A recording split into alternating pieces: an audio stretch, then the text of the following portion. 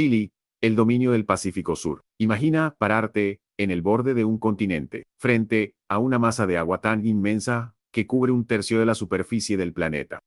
Y darte cuenta de que ese abismo azul no es una barrera, sino la autopista más importante del siglo XXI, mientras gran parte de América Latina sigue mirando hacia el Atlántico, obsesionada con los viejos lazos europeos o enfrascada en disputas territoriales terrestres que huelen a naftalina del siglo XIX. Existe una nación, una franja inverosímil de tierra aferrada a la cordillera de los Andes, que entendió antes que nadie que el futuro no estaba en la tierra, sino en el mar. Chile, ese país que geográficamente parece una isla, ha dejado de verse a sí mismo como el fin del mundo para autoproclamarse, con hechos sino con retórica, como la puerta de entrada a la cuenca del Pacífico. En términos geopolíticos, Chile ya no opera bajo las lógicas continentales tradicionales. Vive en una realidad estratégica, donde Santiago está más cerca conceptualmente de Shanghái, Sydney o Tokio que de algunas capitales vecinas. Y lo más curioso es que el resto de la región, distraída en sus laberintos ideológicos, todavía no ha dimensionado que la verdadera hegemonía en el cono sur no se está jugando con discursos en cumbres presidenciales, sino con el control silencioso de las rutas marítimas. Una armada de alta tecnología y una visión tricontinental que abarca América, Oceanía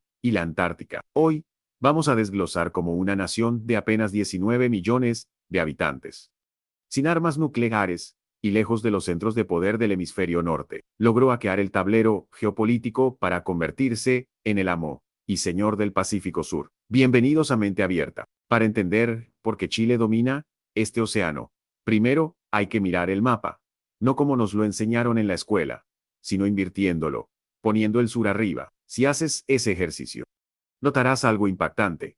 Chile es la llave de paso entre dos océanos. En un mundo donde el Canal de Panamá sufre por la sequía y las tensiones globales amenazan las rutas comerciales del norte, el Estrecho de Magallanes y el Paso Drake han vuelto a cobrar una relevancia estratégica que no tenían desde la época de los grandes exploradores, mientras otras naciones descuidaron sus fronteras marítimas. Chile invirtió décadas y miles de millones de dólares en consolidar una presencia naval que disuade y protege. Si te parece en el puerto de Valparaíso o en la bahía de Talcahuano, notarás algo diferente al resto de los puertos de la región. No es solo el movimiento de contenedores, es la presencia de una flota gris, silenciosa y letalmente eficiente. La Armada de Chile no es una fuerza cerimón y el para desfiles patrios. Es, según expertos internacionales, una de las marinas más profesionales y mejor equipadas del hemisferio, superando en capacidad operativa a gigantes como Brasil o México en el Teatro del Pacífico. Mientras sus vecinos celebran la reparación de submarinos de la Guerra Fría, Chile opera una flota estandarizada bajo normas OTAN, con fragatas capaces de integrarse en grupos de batalla de potencias mundiales como Estados Unidos o Reino Unido. Esto no es un detalle menor. Tener el poder de fuego y la tecnología para patrullar una zona económica exclusiva, que es 5 veces más grande que su territorio terrestre, es lo que marca la diferencia entre tener mar y ser una potencia marítima. Pero el dominio chileno no se basa solo en cañones y misiles. Eso sería una visión del siglo pasado. La verdadera conquista es comercial y diplomática. En los años 90, cuando el mundo hablaba de la globalización como una teoría, Chile la convirtió en su religión de Estado. Fue el primer país de Sudamérica en firmar un tratado de libre comercio con China, mucho antes de que el gigante asiático fuera la superpotencia que es hoy. Esa visión anticipada le permitió posicionarse como el socio confiable, el puerto seguro en un barrio complicado. Hoy, los puertos chilenos son la boca por la que China alimenta su insaciable apetito de materias primas y, a la inversa, la entrada de la tecnología asiática a Sudamérica. La conectividad, aquí, no se mide solo en megas, se mide en rutas navieras, desde los fiordos de la Patagonia hasta los puertos mineros del norte. La logística chilena funciona con una precisión que marea a los observadores externos. Esto ha convertido al país en el hub logístico del Pacífico Sur. No es casualidad que las grandes navieras internacionales elijan a Chile como su base de operaciones regional, mientras en otros países, los sindicatos portuarios paralizan el comercio por semanas, o la burocracia aduanera es una pesadilla de corrupción. En Chile se discute sobre la digitalización total de los trámites aduaneros, la expansión de puertos a gran escala, en San Antonio, y la implementación de corredores bioceánicos. Esa diferencia de conversación es la que marca la brecha de poder. Chile está discutiendo cómo recibir a los barcos más grandes del mundo, los Triple E, mientras sus vecinos siguen intentando dragar sus ríos para que pasen barcazas. Pero, ¿cómo llegó a tener esta mentalidad talasocrática? Es decir, centrada en el mar. No fue magia, fue una necesidad de supervivencia convertida en virtud. Aislados por la cordillera más alta fuera de los Himalayas y el desierto más árido del mundo, los chilenos entendieron que su única salida era el océano, a diferencia de la visión terrateniente de la política latinoamericana, donde el poder se asocia a la posesión de la tierra y el latifundio. Chile desarrolló una psique insular. Sí, una isla psicológica que mira hacia el horizonte azul. Esta mentalidad generó instituciones navales y civiles que funcionan con una doctrina de Estado permanente. El mar es vital. La Dirección General del Territorio Marítimo y de Marina Mercante no es solo una policía del mar. Es una agencia técnica de clase mundial que monitorea cada buque que entra en el triángulo estratégico del Pacífico Sur, con sistemas satelitales propios y convenios de intercambio de información. Chile sabe lo que pasa en sus aguas y en las aguas internacionales adyacentes, mucho mejor que cualquier otro actor Rigel, en un continente donde la pesca ilegal china depreda los recursos, sin que nadie pueda hacer mucho.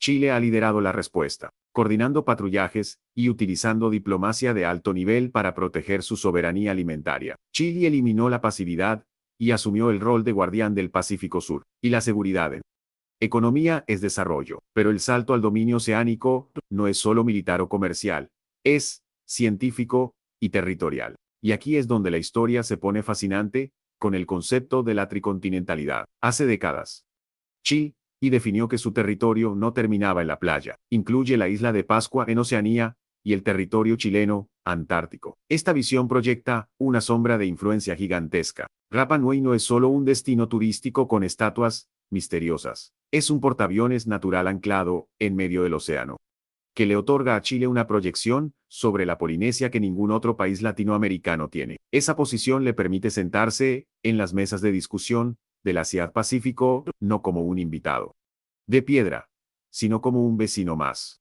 Y si miramos al sur, la apuesta por la Antártica es aún más audaz, mientras otros países ven el continente blanco como una curiosidad lejana. Chile lo ve como su patio trasero. La ciudad de Punta Arenas se ha transformado en la puerta de entrada mundial a la Antártica. La mayoría de los programas científicos internacionales pasan por allí. Chile está construyendo rompehielos de última generación en sus propios astilleros, como el Almirante Bill, el buque científico antártico más grande construido en el hemisferio sur. Mientras otros discuten soberanía con mapas de papel, Chile la ejerce construyendo bases, haciendo ciencia y rescatando expediciones fallidas de otros países. Es un país que entendió que la verdadera soberanía antártica, en el siglo XXI, se ejerce a través de la ciencia y la presencia logística. Y esto nos lleva a la industria naval. El chileno promedio quizás no lo sabe, pero su país tiene una capacidad de construcción naval que es la envidia de la región. ASMAR, los astilleros de la Armada, no solo reparan, construyen, han desarrollado una ingeniería propia capaz de diseñar y fabricar buques complejos. Hay un pragmatismo industrial que es difícil de encontrar en economías vecinas que desmantelaron sus industrias de defensa. Si se necesita un buque para patrullar la zona económica exclusiva, se construye en casa. Por supuesto, no es una independencia total, se compran sistemas y armas fuera, pero el casco, la integración y el cerebro de la nave se hacen en Talcahuano. Un ejemplo claro es el proyecto de construcción continua de fragatas. En lugar de salir a comprar barcos usados, que las potencias descartan, Chile ha decidido fabricar sus propias fragatas en la próxima década. Parece un detalle técnico, casi irrelevante para el ciudadano común, pero en el contexto latinoamericano es revolucionario. Indica que hay una planificación a 20 o 30 años, que trasciende a los gobiernos de turno de 4 años. Esa capacidad de mantener el rumbo estratégico es la base sobre la que se construye una potencia media. No se puede tener una influencia internacional seria con políticas de defensa que cambian con cada elección y Chile con sus altos y bajos, ha logrado internalizar que la defensa y el mar son activos de Estado. En el ámbito de la protección marina, el país ya vive en una era de conservación que para otros es una utopía. Chile ha creado parques marinos gigantescos, protegiendo el 43% de su zona económica exclusiva. Esto no es solo ecología, es geopolítica suave o soft power. Al proteger estas áreas, Chile se posiciona como un líder global en la lucha contra el cambio climático y la preservación de los océanos, ganando un prestigio diplomático que pesa a la hora de negociar tratados. Más del 40% de sus aguas están bajo alguna figura de protección. Esto significa que Chile está sembrando el mar del futuro, asegurando la biodiversidad, mientras otros la agotan. Esto no solo trae científicos y ONGs, trae una legitimidad moral para liderar la gobernanza de los océanos. Los diplomáticos chilenos son respetados en los foros de la ONU sobre el derecho del mar porque su país predica con el ejemplo. Y aquí tocamos un punto clave. En la resiliencia ante el desastre, Chile domina el Pacífico porque ha aprendido a sobrevivir a su furia. El terremoto y tsunami de 2010 fue un punto de inflexión doloroso pero necesario. Reveló fallas, sí, pero la reconstrucción y la modernización del sistema de alerta de tsunamis posterior fue impresionante. Hoy, la tecnología de monitoreo del mar en Chile es de punta, mientras que un tsunami en otras latitudes podría significar el fin de la capacidad operativa de un país. En Chile la infraestructura crítica está diseñada para resistir. Los puertos tienen protocolos de reanudación de faenas casi inmediata. Han desarrollado una cultura de gestión del riesgo de desastres que ahora exportan al Caribe y Centroamérica. Esa capacidad de convivir con el cataclismo marítimo y normalizarlo ha forjado un carácter nacional que respeta el mar, pero no le teme. Cuando el mundo mira con preocupación el ascenso del nivel del mar, Chile ya está adaptando sus bordes costeros con una planificación urbana que, aunque imperfecta, es mucho más avanzada que el promedio original. Una vez más, mientras otros discutían, Chile ejecutaba obras de mitigación. Ejecutar es quizás el verbo que mejor conjuga el país en su relación con el océano. Pero hay un aspecto del dominio del Pacífico que a menudo se pasa por alto en la integración tecnológica, el cable de Humboldt. Chile está impulsando el primer cable de fibra óptica submarino que conectará Sudamérica directamente con Asia y Oceanía. Hasta ahora, nuestros datos para llegar a China tenían que subir a Estados Unidos y luego cruzar el Pacífico. Chile dijo, no más. Decidió construir un puente digital directo a través del Pacífico Sur. Esto convierte al país en la puerta digital del continente. Los datos de Brasil, Argentina y Uruguay que quieran ir a Asia con menor latencia tendrán que pasar por la infraestructura chilena. Es la versión digital del Canal de Panamá. Chile es en la práctica el servidor del sur. Tiene más data centers de empresas globales que casi cualquier otro país de la región. Y esto se debe a la estabilidad de su suelo jurídico y a la conectividad de su suelo digital. Esto obliga a sus vecinos a depender, en cierto grado, de la infraestructura chilena para conectarse con el mercado más grande del mundo. El empresario chileno sabe que su conexión con Asia es vital. Esa visión conectada cambió la matriz de dependencia. Ya no se depende exclusivamente del Atlántico, lo del norte. Es una diversificación estratégica de riesgos. En el norte, las mineras desalinizan el agua del mar para operar. En el sur, la industria del salmón, la segunda más grande del mundo después de Noruega, utiliza tecnología de punta para alimentar al planeta. Chile y exporta miles de millones de dólares en proteínas marinas. Es la despensa azul del mundo. Y todo esto ocurre en un entorno que visualmente impone respeto. La inmensidad de la costa chilena, con sus 6.435 kilómetros de longitud lineal, es inabarcable. Controlar eso requiere una mezcla de tecnología satelital y presencia física que Chile ha logrado equilibrar. La infraestructura portuaria es tan avanzada que a veces uno olvida que está en Sudamérica. Grúas pórtico gigantescas, sistemas automatizados de estiva. La ingeniería chilena ha domesticado una costa brava y abierta al oleaje para conectarla con la economía global. Pero no todo es carga y contenedores. Hay una modernidad en la seguridad marítima que también sorprende. Chile es el país responsable del área de búsqueda y salvamento más extensa del mundo, asignada por la Organización Marítima Internacional. Es un área de responsabilidad de más de 26 millones de kilómetros cuadrados. Básicamente, si alguien naufraga entre la costa chilena y la mitad del Pacífico, es responsabilidad de Chile ir a buscarlo. Iván, esa responsabilidad global asumida voluntariamente demuestra una vocación de potencia. Entienden que el poder conlleva responsabilidad. No puedes decir que dominas el Pacífico si no eres capaz de salvar una vida en él. Esa seriedad en el cumplimiento de los tratados internacionales ha convertido a la Armada de Chile y a su autoridad marítima en referentes. Cuando hay ejercicios navales internacionales como RIMPAC en Hawái, Chile no solo asiste, a menudo lidera grupos de tarea, siendo el único país latinoamericano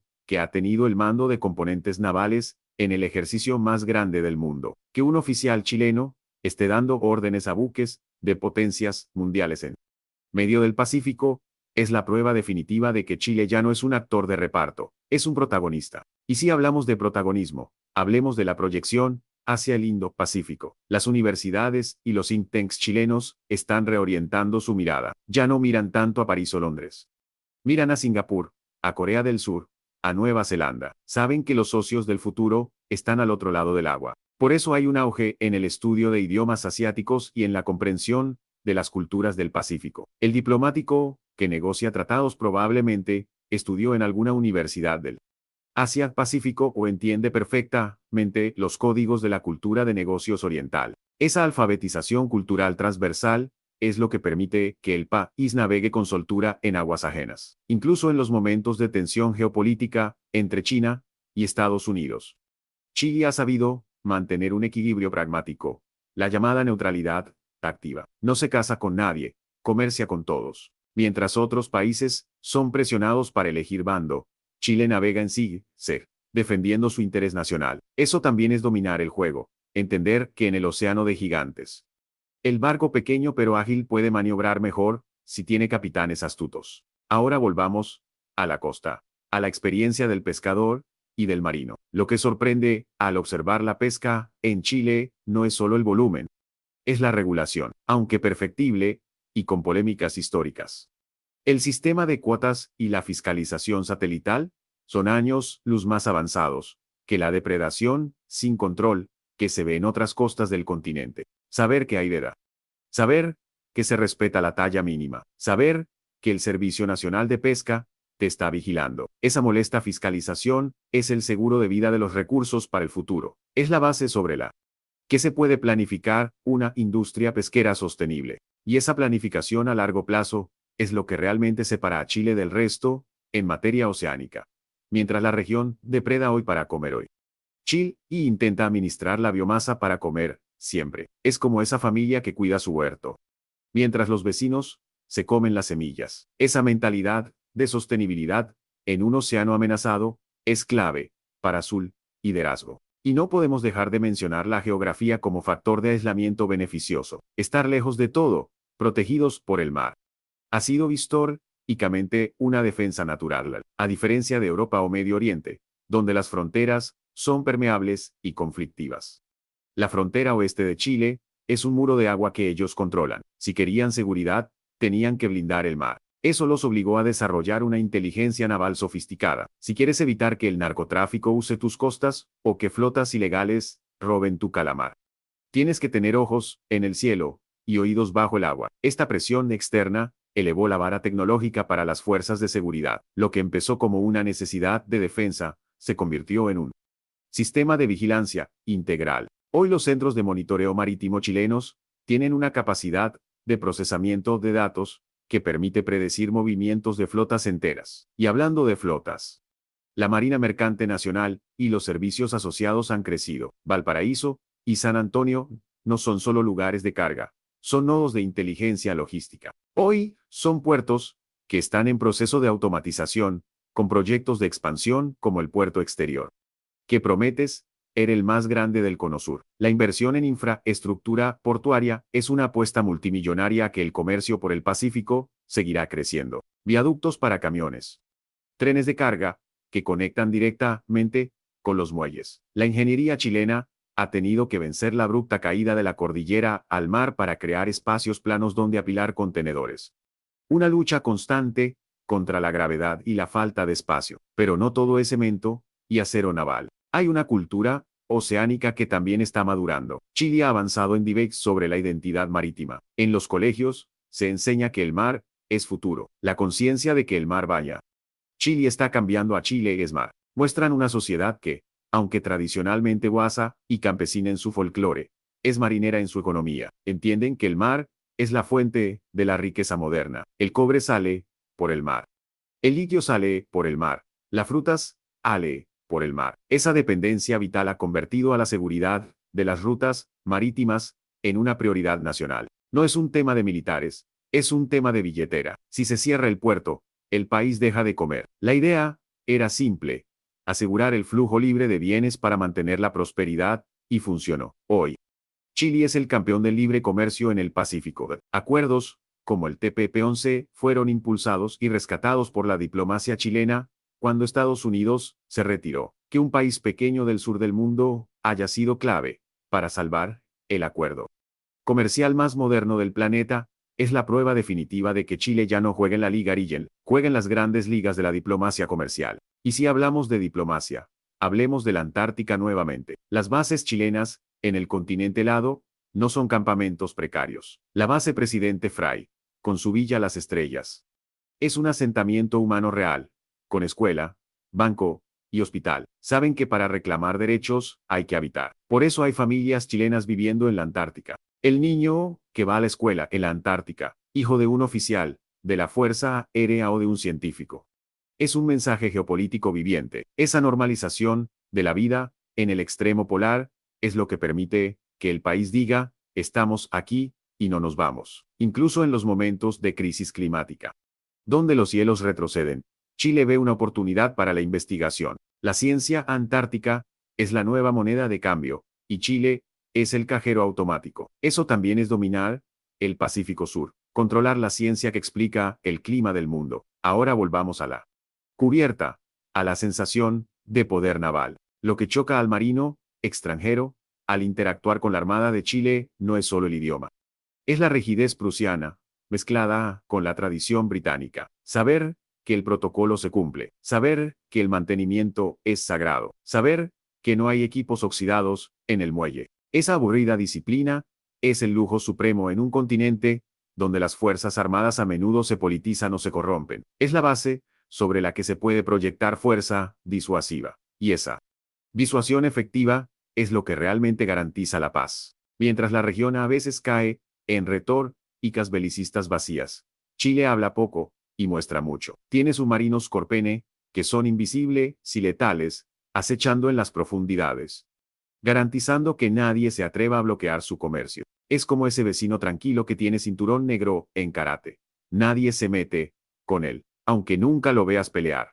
Esa mentalidad de si quieres la paz, prepárate para la guerra aplicada a la protección del comercio es la clave de su soberanía indiscutida. Y no podemos dejar de mencionar la isla de Pascua como un portaaviones cultural y estratégico. Vivir en medio de la nada, aislados del continente, obligó a Rapa Nui y a Chile a mantener un cordón umbilical vital. A diferencia de otras posesiones de ultramar de países europeos, Rapa Nui es territorio integrado. Si Chile quería proyectarse, tenía que cuidar esa joya. Eso los obligó a mantener un puente aéreo y marítimo constante. Si quieres mantener la soberanía a 3.700 kilómetros de la costa, tienes que tener la capacidad logística para hacerlo. Esta presión logística mantiene a la Fuerza Aérea y a la Armada en entrenamiento constante. Lo que empezó como un deber de soberanía, se convirtió en una capacidad de despliegue estratégico. Hoy Chile puede poner recursos en medio del Pacífico en horas. Y hablando de despliegue, la zona austral, los fiordos y canales,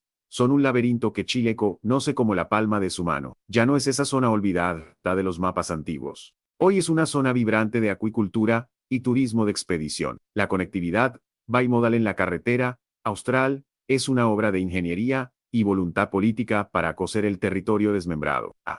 La integración de zonas extremas, la inversión en conectividad digital satelital y la promoción de la soberanía efectiva son parte de esa visión de país oceánico, de un país pensado para navegar, no solo para caminar. Los transbordadores en el sur son los bases de la gente. Es la cultura del mar integrándose a la vida diaria.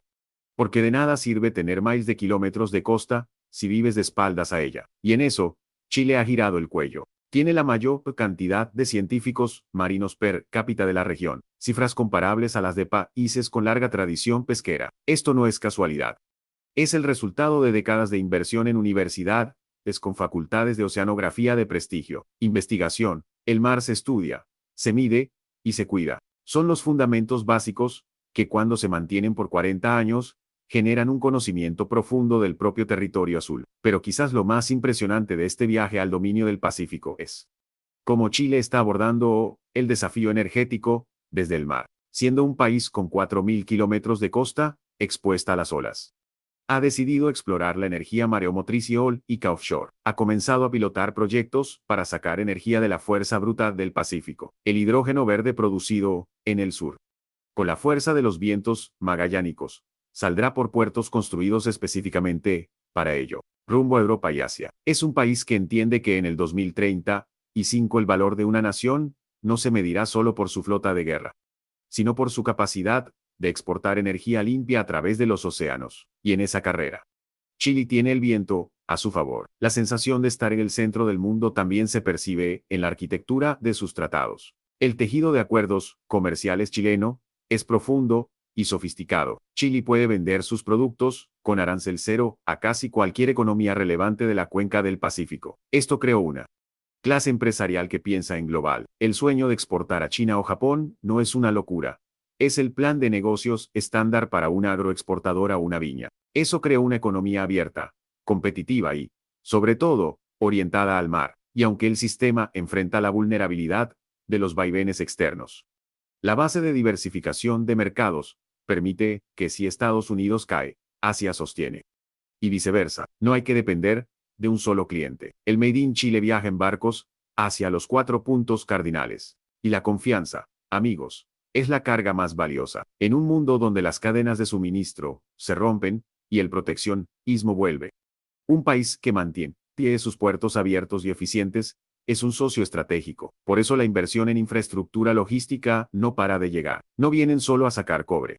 Vienen a usar la plataforma. Vienen a construir el puerto de Chancay en Perú, competencia que despierta a Chile. Pero saben que la estabilidad y la experiencia chilena siguen siendo un activo insustituible. Vienen a instalarse en la zona franca de Iquique para distribuir a Sudamérica el litio, clave para los autos eléctricos. Sale por estos puertos. Chile tiene la llave de la electromovilidad mundial en sus bodegas. Y aunque la discusión sobre cómo industrializarlo es intensa, el hecho es que el mundo no puede moverse hacia el futuro sin los barcos que zarpan de Antofagasta. Eso pone a Chile en el centro del tablero geopolítico del siglo XXI. No como un simple espectador, sino como el dueño de la pelota. Es el Qatar del cobre y el litio. Y esa posición estratégica le da una ventaja que, bien administrada, puede financiar el salto definitivo a la economía azul. Pero volvamos a lo cotidiano. A esas pequeñas cosas que hacen que uno sienta del dominio marítimo. La gastronomía en Chile. Comer productos del mar frescos y de calidad. Exportación se está volviendo más accesible. Aunque paradójicamente gran parte de lo mejor se va fuera. El chileno está redescubriendo su mar. El surf, el buceo, la navegación deportiva están explotando. Ya no es solo mirar el mar. Es entrar en él. Las nuevas generaciones no le tienen miedo al Pacífico frío. Esa conexión emocional es masiva, mientras en otros tiempos, el mar era solo para pescadores pobres. En Chile, la cultura de playa y deportes náuticos está creando una ciudadanía consciente de su patrimonio azul. Eso democratiza el océano, genera turismo y empodera a las comunidades costeras. Es un cambio cultural lento pero seguro. Y ahí está el secreto chileno.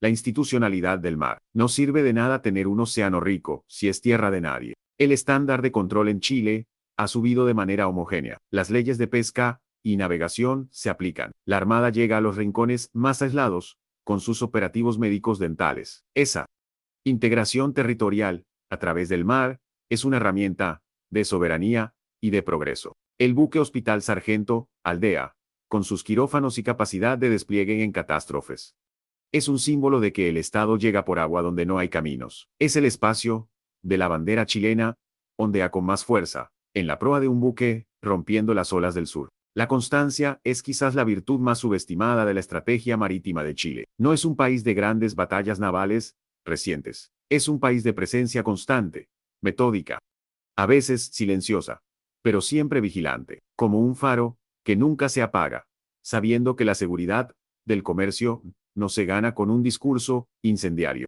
sino manteniendo la luz encendida cuando a los demás se les queman las ampolletas. Y a Latinoamérica, lamentablemente, muchas veces se le apaga la luz en sus puertos. Le falta la luz de la eficiencia, de la seguridad jurídica en sus concesiones portuarias. Chile, con todos sus defectos y conflictos socioambientales en las zonas de sacrificio, ha logrado construir un ecosistema portuario y naval blindado contra la improvisación, donde los planes maestros portuarios pesan más que los caprichos políticos. Eso en nuestra región es dominar el futuro, porque el pasado de América Latina es el aislamiento, el vivir de espaldas al mar, la creencia de que la riqueza está solo en la tierra. El futuro, el 2035, es la economía azul, la biotecnología marina, la desalinización y el comercio digital transoceánico. Y en esa dirección, Chile va navegando a toda máquina. Si miramos hacia el oeste, la inmensidad del Pacífico ya no asusta,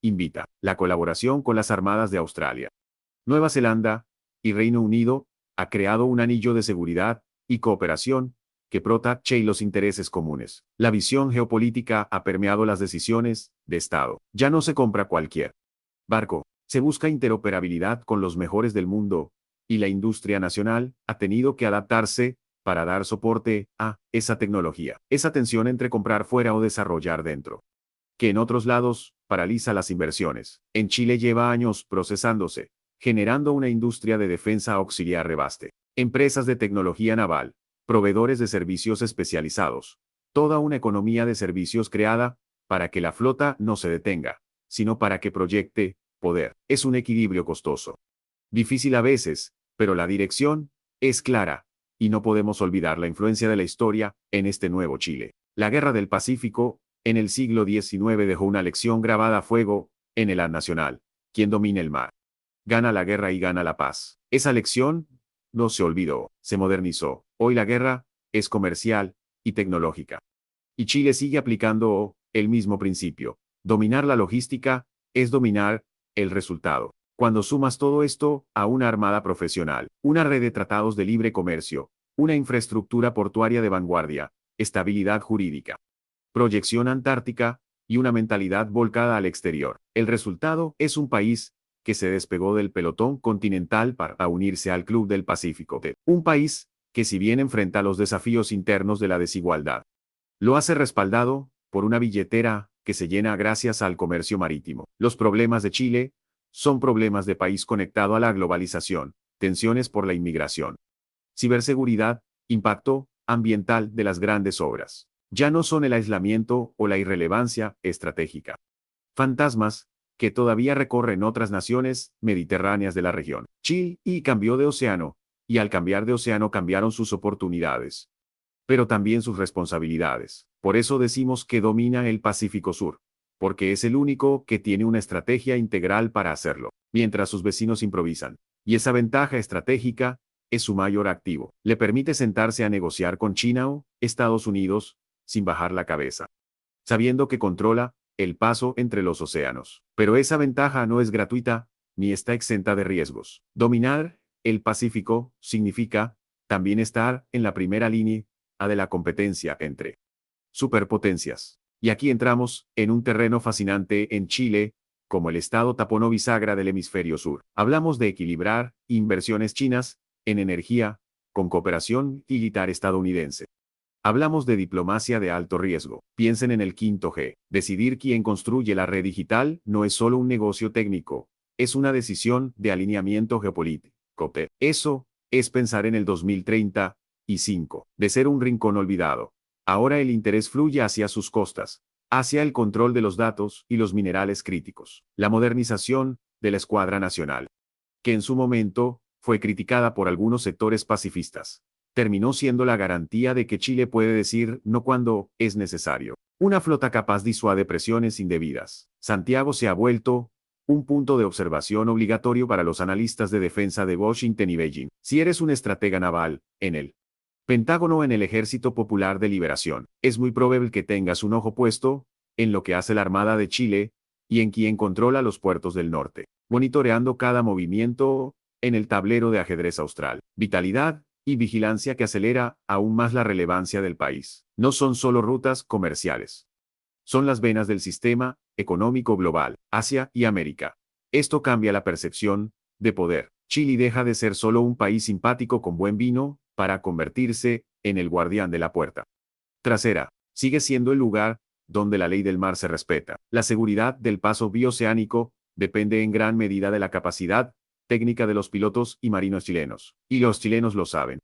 Ver zarpar un buque mercante gigante desde San Antonio ya no sorprende a nadie. Se ha naturalizado esa conexión directa con los mercados más lejanos del mundo. Es un recordatorio diario para el ciudadano de a pie. La prosperidad de su país entra y sale por el agua, cielo y mar. Chile y ha tenido que conectarse a las redes globales de comercio con una eficiencia y una fiabilidad que envidiarían muchas naciones desarrolladas. Pero esa eficiencia no es fruto de la casualidad, ni simplemente de una geografía generosa. Es el resultado de una obsesión nacional por la conectividad. Y aquí es donde la historia da un giro hacia lo invisible, porque dominar el Pacífico en el siglo XXI ya no se trata solo de cuántos contenedores puedes mover o cuántas fragatas patrullan tus aguas. Se trata de datos. Se trata de la información que fluye por el lecho marino. Chile entendió antes que sus vecinos que el océano es también una placa base digital. El proyecto del cable Humboldt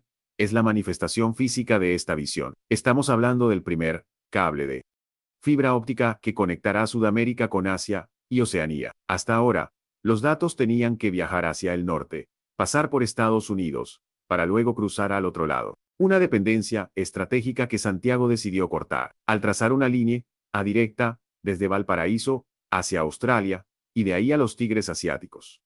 Chile no solo acorta la latencia para los games o los mercados financieros. Está redibujando el mapa de la soberanía digital del hemisferio sur. Imagina lo que esto significa en términos de geopolítica. En un mundo donde Washington y Beijing se disputan el control de la infraestructura 5G y el flujo de datos, Chile opta por una ruta propia. Una tercera vía digital que diversifica el riesgo y lo convierte en el puerto de entrada de los datos asiáticos para todo el continente sudamericano. Brasil, Argentina, Uruguay. Si quieren hablar rápido con Tokio, Shanghái, la voz pasará, inevitablemente, por territorio chileno. Esto nos lleva a una dimensión que a menudo se pasa por alto, la diplomacia del silicio y el litio. Mientras el mundo se desespera por la transición energética, el norte de Chile deja de ser solo un desierto árido para ser la batería del planeta. Pero no lo mires solo como una mina a cielo abierto, míralo como una palanca de negociación. El triángulo del litio es famoso. Pero la ventaja chilena radica en su salida al mar. De nada sirve tener las reservas si no puedes sacarlas de manera eficiente y segura. La infraestructura portuaria del norte, conectada a las minas de litio y cobre, es el eslabón que permite que la revolución de los vehículos eléctricos en Europa, China y Estados Unidos sea posible. Cada vez que una potencia mundial se sienta a negociar tratados comerciales con Chile, en el fondo de la mesa, está la necesidad desesperada de acceder a esos minerales, a través de puertos seguros en el Pacífico. Y si miramos hacia el otro extremo, hacia el sur profundo, encontramos la llave maestra del futuro dominio chileno, la energía verde y el estrecho de Magallanes. Durante siglos, el estrecho fue el paso obligado, peligroso y tormentoso. Luego, el canal de Panamá le robó el protagonismo, pero la historia es cíclica, con el cambio climático afectando los niveles de agua en Panamá y la saturación de esa vía. El estrecho de Magallanes vuelve a surgir no solo como una ruta alternativa, sino como el futuro centro de abastecimiento energético global. La región de Magallanes tiene algunos de los vientos más constantes y potentes de la Tierra. Lo que antes era una molestia, hoy es oro eólico. Chile se está posicionando para ser el productor de hidrógeno verde más eficiente del mundo, porque esto es relevante para el dominio del Pacífico.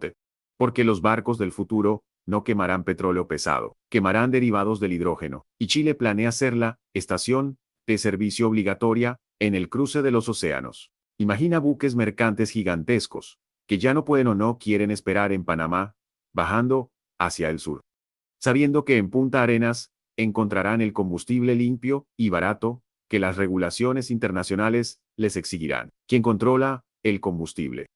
controla la ruta. Es una ley tan antigua como la navegación misma. Chile no solo está ofreciendo un paso, está ofreciendo la energía para realizar ese paso. Es una jugada a largo plazo, una apuesta a 30 o 40 años que, de concretarse, cimentaría la posición chilena, no como un país periférico, sino como un nodo central en la logística descarbonizada del mundo. Pero hay una frontera más, la última frontera, la Antártica. A menudo vemos los mapas cortados en el sur, dejando al continente blanco como una franja irrelevante en la base. Pero si giras el globo terráqueo, si lo miras desde el polo sur, te das cuenta de que Chile es la daga que apunta directamente al corazón de la Antártica. La ciudad de Puerto Williams, más al sur que la propia Ushuaia, no es solo un asentamiento humano en el fin del mundo. Es una declaración de intenciones. La construcción del Centro Antártico Internacional en Punta Arenas y la mejora de la infraestructura aeroportuaria y naval en la zona austral tienen un solo propósito: consolidar a Chile como puerta de entrada. No se trata solo de turismo de pingüinos, se trata de ciencia. Y en la Antártica, la ciencia es soberanía. 20 países utilizan a Chile como su base logística para llegar a sus estaciones antárticas. Estados Unidos, China, Alemania, Reino Unido. Todos dependen de la estabilidad y los servicios chilenos para operar en el hielo. Cuando un avión Hércules despega desde Punta Arenas cargado de científicos y suministros, está reafirmando que el camino al sur pasa por Chile. Esta diplomacia antártica le otorga a Santiago una voz desproporcionada en el Tratado Antártico. Chile es el guardián del umbral, y a medida que el cambio climático abre nuevas discusiones sobre los recursos y la preservación de la Antártica, ser el portero de ese continente es una posición de poder incalculable. Ahora, detengámonos un momento en algo que no sale en los mapas económicos, pero que es vital para entender este dominio: la cultura de la catástrofe y la resiliencia institucional. Puede sonar extraño vincular terremotos con poder naval o comercial, pero hay un vínculo directo. Chile es un país forjado por la naturaleza más violenta: terremotos, tsunamis, erupciones volcánicas. Esta realidad ha obligado al Estado y a la sociedad chilena a desarrollar una infraestructura y unos protocolos de emergencia que son la envidia de la región. Cuando ocurre un desastre, los puertos chilenos vuelven a operar en tiempo récord, las carreteras se reparan, la red eléctrica se levanta. Para un inversor extranjero, para una naviera global o para un estratega militar, esta capacidad de recuperación es un activo estratégico. Saben que, si utilizan a Chile como su plataforma, el sistema no colapsará permanentemente. Existe una fiabilidad sísmica que se traduce en fiabilidad comercial, mientras otros puertos en la región pueden paralizarse por semanas debido a huelgas, inestabilidad política o falta de mantenimiento. Los puertos chilenos tienen una obsesión casi militar por la continuidad operativa. Esa garantía de continuidad es lo que hace que Brasil confíe en los corredores bioceánicos para sacar su soja por el Pacífico chileno, ahorrándose semanas de viaje y evitando los piratas de otras latitudes. De hecho, la relación con sus vecinos es la pieza final de este rompecabezas. Durante mucho tiempo, la geografía aisló a Chile detrás de la cordillera de los Andes. Hoy, los túneles y pasos fronterizos están convirtiendo esa barrera en un puente. Chile y se ofrece a sí mismo como la California de Sudamérica para los países del Atlántico. Paraguay, el sur de Brasil y el norte de Argentina miran cada vez más hacia el oeste. La integración física a través de los corredores bioceánicos transforma a Chile en el país bisagra. No es solo una nación costera, es la fachada marítima de un subcontinente entero. Esto le da a Santiago una influencia diplomática sutil pero poderosa. Si el comercio de tus vecinos depende de tus puertos, las relaciones tienden a ser más pragmáticas. La interdependencia económica, gestionada a través de una infraestructura superior, es la mejor herramienta de paz y de influencia que Chile ha desplegado en las últimas décadas. Entonces, porque Chile domina el Pacífico Sur, no es solo por tener la costa más larga, no es solo por sus fragatas de última generación o sus submarinos sigilosos. Chile domina porque ha entendido que el océano no es un borde, sino un centro. Ha comprendido que en el siglo XXI, el poder se ejerce a través de la conexión, no del aislamiento. Domina porque vigila desde el espacio con sus satélites y desde las profundidades con sus sonares. Domina porque ha convertido el fin del mundo en el comienzo de la nueva era energética y digital, desde el árido desierto de Atacama, donde los telescopios más potentes del mundo escrutan el universo, hasta los fiordos helados de Magallanes, donde se gesta el combustible del futuro. Chile ha tejido una red de intereses que lo hacen indispensable. Las potencias mundiales pueden tener barcos más grandes o economías más abultadas, pero en este rincón del planeta, las reglas del juego se escriben en español. Con acento chileno, Chile no es un espectador en la lucha por el Pacífico, es el árbitro, el puerto seguro y el guardián de la llave. Y mientras las olas sigan golpeando contra los rompeolas de Valparaíso y San Antonio, mientras los vientos sigan soplando en la Patagonia y los datos sigan fluyendo por la fibra óptica submarina, esa posición no hará más que fortalecerse. Chile ha dejado de ser el último rincón del mapa para convertirse en el primer baluarte del Pacífico Sur. Una nación que, mirando al mar, encontró su destino y su poder.